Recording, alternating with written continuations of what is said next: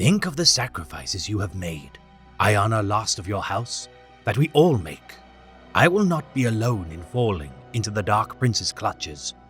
Many will feel the true death and the torment that follows. But if not, what? We all die? We all suffer for now and evermore?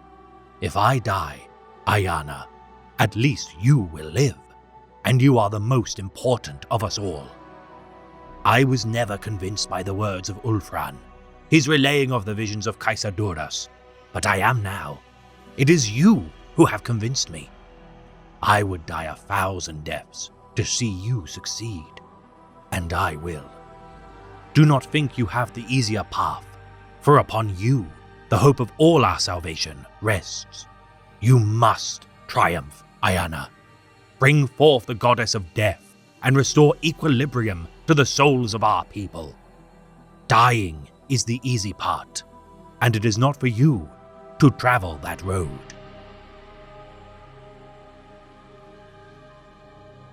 Ayana Arianel is a spirit seer of Craftworld Iyanden. The daughter of Haria and Arctai of House Arianel. During the Battle of the Burning Moon, Ayana would watch her entire family perish by an attack by the armies of Chaos, unleashing devastation using cyclonic torpedoes. Her entire family slain during the bombardment, Ayana embraced the ways of the Spirit Seer as a means to cope with her loss of not only their lives, but souls. Her communions using the Infinity Circuit of Iyanden to speak with the dead, crucial for the dark days to come. Forming a bond of unbreakable friendship with the long-dead exarch of the Fire Dragon aspect, Alfenian Armalost, this ancient, slain during the Battle of 200 Pyres, acted as a stalwart bodyguard and companion to the Seer of the Dead. Forewarned of the Tyranid invasion of Highfleet Kraken by Eldrad Ulfran, the doom which befell Iyanden bore credence to the Farseer's proclamations that the best hope for the Eldar species rested with the revival of the Eldar god of the dead, Inniad. Ayana foresaw a grand vision of the future, wherein every spirit of the living Eldar merged with those of the dead. Inniad restored of its power, sundering she who firsts forevermore. Attempting to bring fruition to the prophecy of the Phoenix Arisen, Ayana's efforts to secure the Tears of Morai Heg, infused with the magic of the Spirit Seers, brought her into conflict with orcs, humans, and other lesser species. Reclaiming the first of such artifacts through bloody warfare, a dozen worlds burned by the wrath of Iyanden, as her quest drew followers aplenty to rally by her side. Her possession of the relic, the Spear of Teuflas, a symbol of her standing within Craftworld Iyanden. Her influence outgrowing even that of the High Admiral of the Eldritch Raiders with time, as a member of the High Council of Iyanden alongside Prince Uriel and Farseer Teak. Her efforts to save her people would be tested during the Battle of Duriel. A human-populated maiden world claimed from the Eldar, now known as Valador, both the tendrils of Highfleet Kraken and Leviathan threatened to coalesce. The interference of She Who Firsts enabling a chance for them to merge into abominations capable of sundering the galaxy entire. Iyanden reeling from the triple woes of the Battle of Burning Moon, predation of the far-ranging hunger, and invasion of the Orc War of Wreckfist. Though the Iyandani knew the cost would be great, heavy casualties were preferable to extinction. Allying with Craftworld Biel-Tan in their efforts to prevent the far-ranging hunger and starving dragon of the Great Devourer from burgeoning, the initial deployment of Autarch Aloex Sunspear brought time for Iyanden's arrival to the theatre of war. Ayana deploying the armies of the dead, the Phoenix host of Wraith constructs, into the webway to aid Biel-Tan's plight. Little would Ayana know that an open portal allowed elements of Highfleet Kraken to invade its tunnels. Careful not to damage the webway using their Wraith cannons, Ayana and Teak ordered their forces to fall back to a large nexus to better hold their position. The efforts of Lelith Hesperax allied to their cause, unknowingly pincering Kraken between their forces. The might of the Avatar of Cain of Iyanden, unable to stem the tide of the Devourer. In Ayana's time of need, 6 Phoenix Lords, led by Azuman himself, joined the fray. The overwhelming might of the champions of the Aspect Warriors, making short work of the far-ranging hunger. As Prince Uriel won the naval battle above Valador, Sunspear rallied by his Craftworld's own Avatar of Cain upon the Valley of Gods upon its surface. Their beleaguered forces relieved, with Ayana's Wraithlord's delayed arrival. Securing the God Peak, which would allow for the Eldar forces to deploy the Fireheart relic into position. This terraforming artifact, gifted by Asdrubael Vecht, would be triggered by the use of psychic powers, ensuring the destruction of the planet. meeting one last time with Farseer Teak, as he resolved to stay upon Valador to prevent the Fireheart from losing power.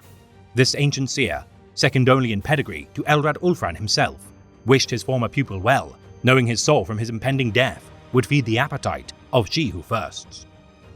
The alliance of craftwelders, Drukhari and Harlequins, withdrawing from ancient Duriel. Iana led the procession of remembrance through the Infinity Core of Beltane, honoring the sacrifice of 500 souls, now forfeit to Slaanesh. Witnessing the long-dormant fire of creation erupt into flame as a sign of the resurgence of the Eldari Empire, Iana had little time to savor such portents, as Iyanden would once again be beset by invaders. The armies of the Demon Prince of Nurgle, Gara Guggulgor, infesting the Craftwell's domains using several gargantuan space hulks. The death of Prince Uriel by his hands would be denied with the intervention of the Daughter of Shades.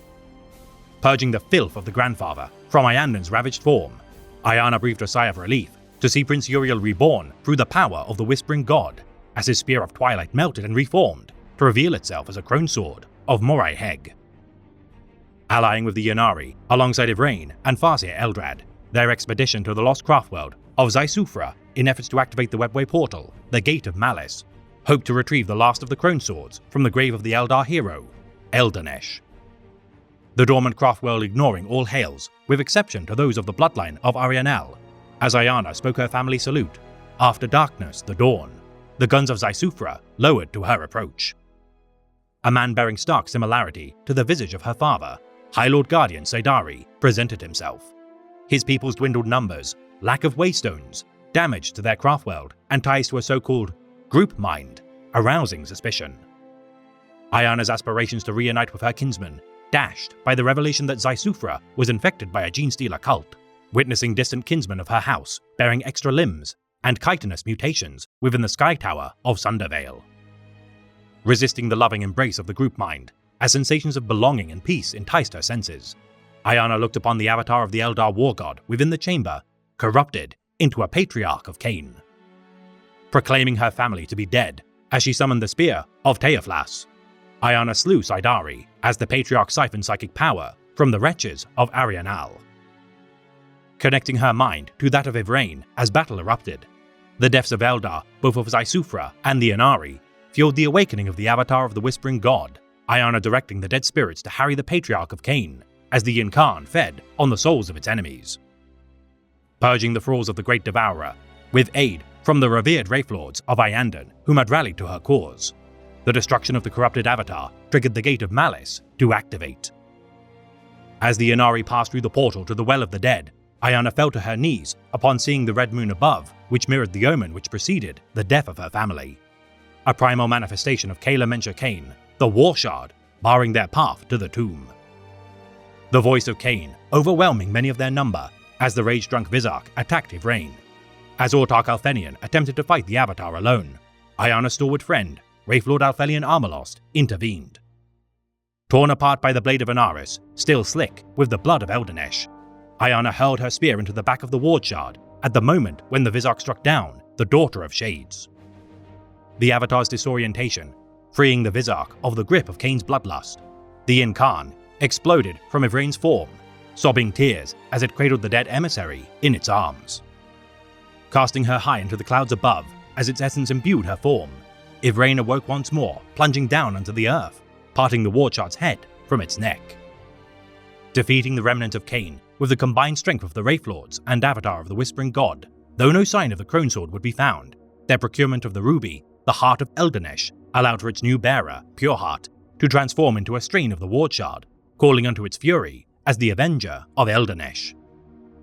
Retrieving the Spirit Stone of her stalwart ally, Alfenian Armalost, his return into a new construct cemented Iana's standing as a champion of the cherished dead. The Death Sister of Yvraine, continuing to aid the endeavors of the Ynnari. Only time will tell if their quest to destroy Slaanesh and unify the Eldari into common cause shall come to pass.